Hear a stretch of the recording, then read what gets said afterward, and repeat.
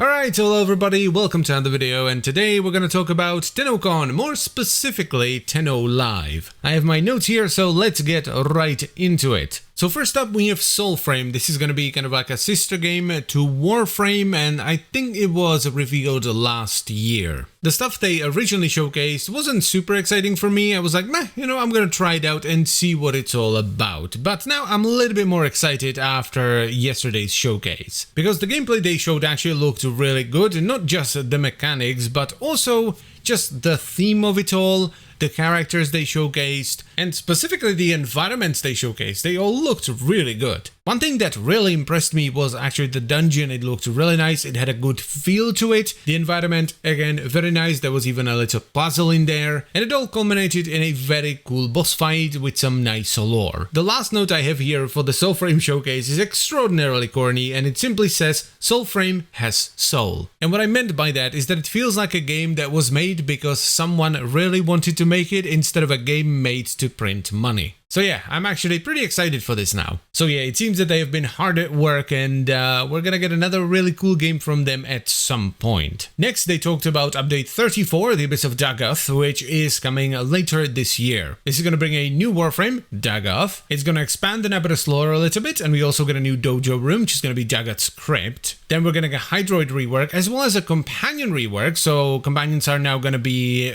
Pablo said, about 50% tankier, and they will also no longer permanently die. They will just get downed and you'll be able to revive them, or they will revive on their own after a short while. Plus, they want to add more ways to interact or play off your companion in combat. They're also going to be buffing the rate at which we acquire focus, and they are tweaking some of the quests so they're not as grindy or difficult to do. And finally, they're adding in some accessibility options, which sound very interesting. So first of all, we'll be able to put outlines on enemies and highlight them so that they are easier to see. And they also talked about auto melee, where instead of mashing the button over and over and over again, like we do now, you'll be able to hold the button for your Warframe to attack continuously. I don't think I'll be using that most of the time because I like to mix and match combos, but I think it makes sense, especially now that they've streamlined combos so that there are no pausing combos anymore, so holding it down instead of mashing the same button for, sometimes hours if you're doing endurance stuff is good. Then they revealed the next Prime frame, which is going to be Grendel Prime, who's looking mighty fine, I must say, and he's going to be coming with Zylok Prime as well as Masseter Prime. I always thought the Masseter looked really cool, so I'm happy to finally get a primed version as well. The next big thing they talked about was cross-platform save, which is actually coming in 2023. It's not coming right away, but we will get it by the end of 2023. This doesn't really affect me because I only play on PC, but I know a lot of people are very excited for this. And then we move on to the next big update that's also coming in 2023 after update 38, called Whispers in the Wall. This cinematic quest takes place on Deimos, and it expands the game quite a bit. It adds a new Deimos mission tile set,